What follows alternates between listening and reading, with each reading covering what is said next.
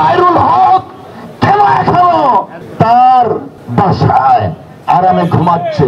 এই খায়রুল হক বাংলাদেশের গণতন্ত্রকে ধ্বংস করেছে।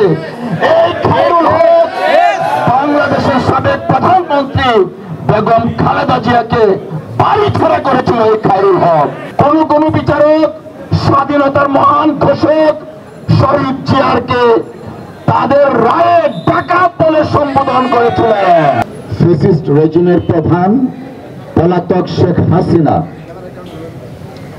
একদিনেই তার ফ্যাসিস্টে পরিণত হয়নি। তাকে ফ্যাসিস্টে পরিণত করার জন্য বা তৈরি করার জন্য দেশের বিভিন্ন অঙ্গ কাজ করেছিলেন প্রত্যক্ষভাবে। কোন মানুষ দলীয় দৃষ্টিকোণ থেকে পবিত্র চেয়ারে বসেও তথাকথিত বাদ অর্থাৎ মুজিববাদের আদর্শে অনুপ্রাণিত হয়ে কাজ করতেন। সেই সমস্ত প্রতিষ্ঠানের অন্যতম একটা প্রতিষ্ঠান ছিল, দুঃখজনক হলেও আমরা যে প্রতিষ্ঠানের সাথে অঙ্গাঅঙ্গিভাবে জড়িত। প্রিয় বন্ধুরা আমার, আইন মন্ত্রণালয় সারা দেশে অনেক কিছু করছেন। আমি আইন মন্ত্রণালয়ের কাছে জিজ্ঞাসা করতে চাই, যে সমস্ত বিচারক নিম্ন আদালতের নন করাপ্ট পত্র পত্রিকা এসছে, তাদের ব্যাপারে কেন আপনারা কুণ্ঠাবোধ করেন সিদ্ধান্ত নিতে?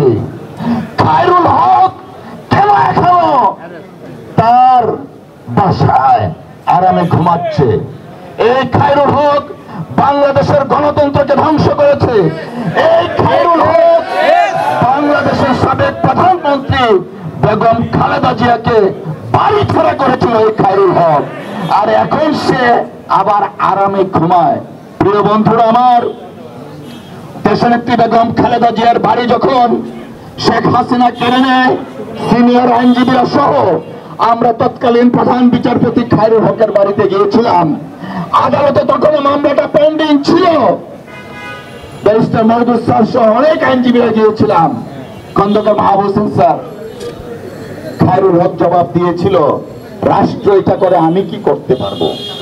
এখনো তো সেই রাষ্ট্র আছে।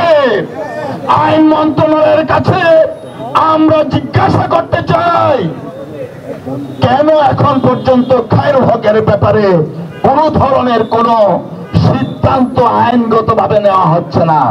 প্রিয় ভাইয়ের আমার, আইনজীবী সমাজ, আপনাদের কাছে আমাদের বিনীত অনুরোধ, অতীতের মতো আপনারা আগামী দিনেও যে কোনো অন্যায়ের বিরুদ্ধে আইনজীবী ফোরাম যখন ডাকেন, সেই ডাকে সাড়া দিবেন। সকলকে ধন্যবাদ। আল্লাহ হাফেজ। বাংলাদেশ কোন বিচারক স্বাধীনতার মহান ঘোষক শহীদ জিয়ারকে তাদের রায়ে ডাকাত বলে সম্বোধন করেছিলেন। প্রিয় ভাইয়েরা আমার, আমরা এতদিন ধৈর্য ধরেছি। আমরা ভেবেছিলাম বিবেকের তাড়নায় স্বেচ্ছায় এই পবিত্র অঙ্গন থেকে বাড়ি চলে যাবেন। দুঃখজনক হলে সত্য, তারা এখনো বাড়িতে যাননি। বরঞ্চ কিছু বিচারক আরো প্রমোশনের আশায় বহাল তবিয়তে আছে।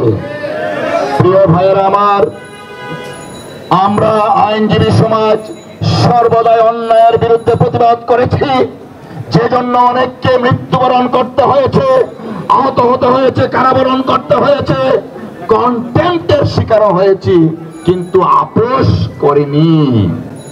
এখনো আমরা বলে দিতে চাই, অনতিবিলম্বে তাদের ব্যাপারে সিদ্ধান্ত নেন। অন্যথায় আইনজীবী সমাজ অতীতের ঐতিহ্যকে ধারণ করে সেই সমস্ত বিচারক নামে যারা দলীয় এজেন্ডা বাস্তবায়ন করার চেষ্টা করেছিলেন, তাদের বিরুদ্ধে সময়োচিত জবাব দেবে ইনশাআল্লাহ।